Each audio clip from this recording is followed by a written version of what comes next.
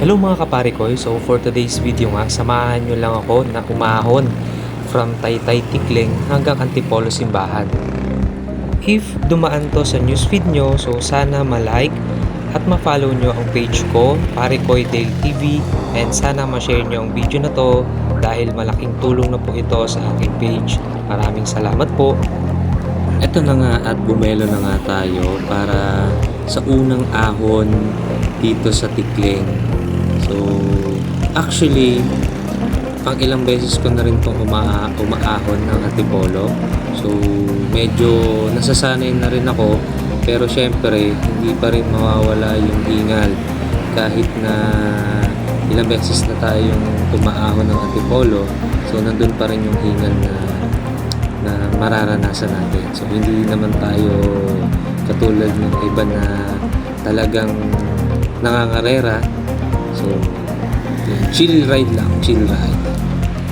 Nung nag-start nga ang 2024, first Sunday of January, so nagsimula akong mag-rides from Cainta to Antipolo. So, every 7 AM yan ng Sunday. So, yung mga free, yung mga may free time dyan every Sunday. So, yayain nyo naman ako. So, kahit saan tayo pupunta. So, dahil mag-isa lang ako, yan. So, Antipolo lang tayo nagra-rides. And then, Antipolo, Simbahan, and then at the same time, pumupunta rin tayo ng Taktak. So, dumadaan lang tayo doon. So, ayun nga. So, pangalawang ahon na tayo dito. So, kung makikita nyo, parang nag-struggle na tayo dito.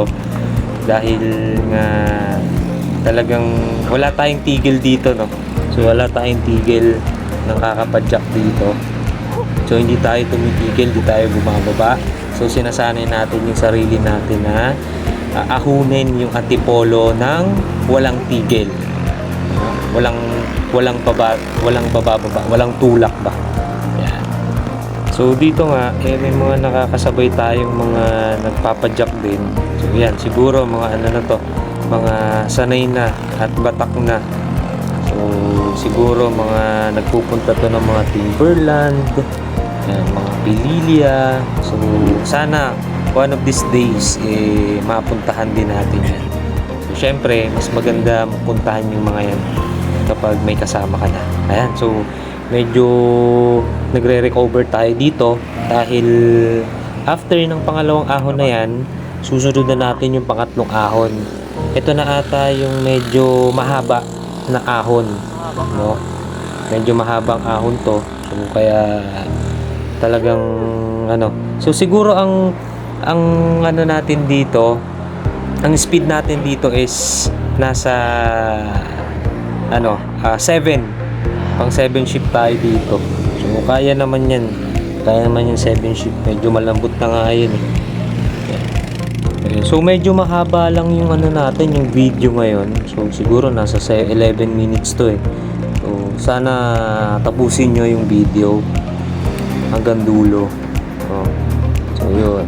So, actually, mga simula January nga, tayo nagsimula.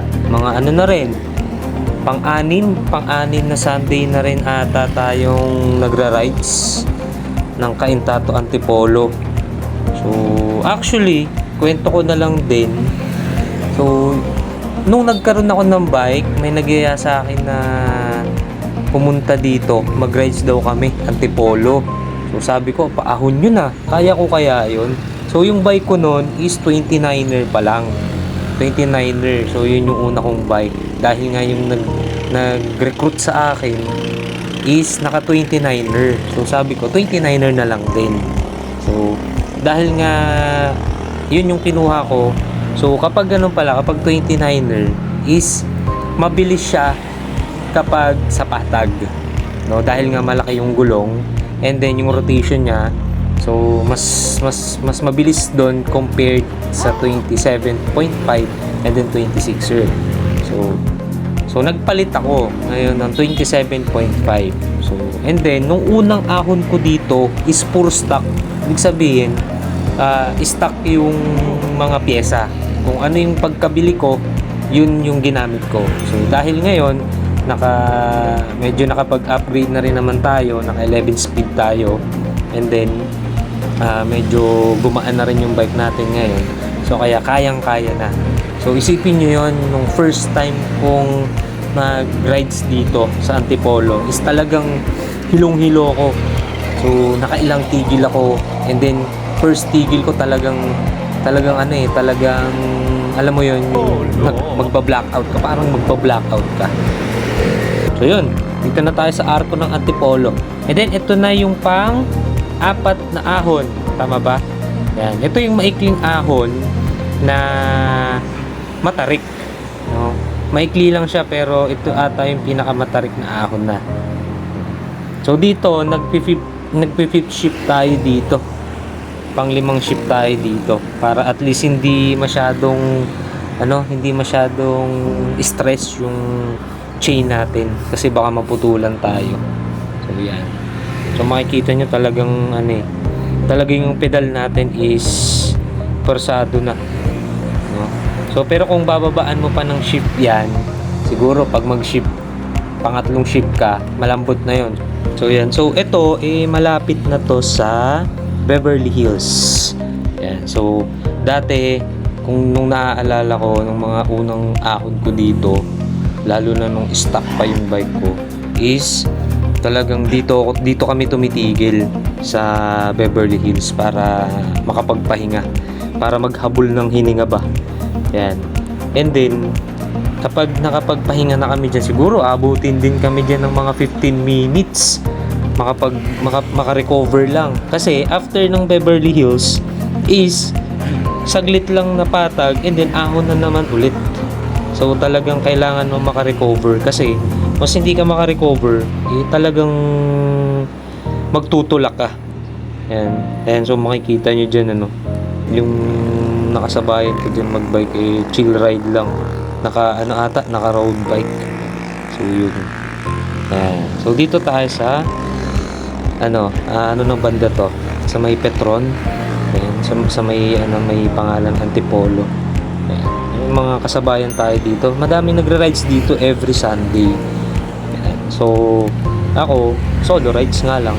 So, bira tayo magkaroon ng kasama. Ayan. Kasi yung kasama ko dito palagi, busy. Busy. Sobrang busy na. Magpapakasal na ata. Nag-iipon masyado. Siguro bongga yung kasal nun. Sana invited ako. So ayan, dito na tayo, pang-limang ahon na to. Ito yung, tama ba? Mahaba-habang, pang-lima na ba to? Pang-anim. Ayan. Ito yung mahaba-haba rin na ahon. Na talagang hihingalin ka. Hindi naman siya matarik, pero mahaba. Hindi siya katulad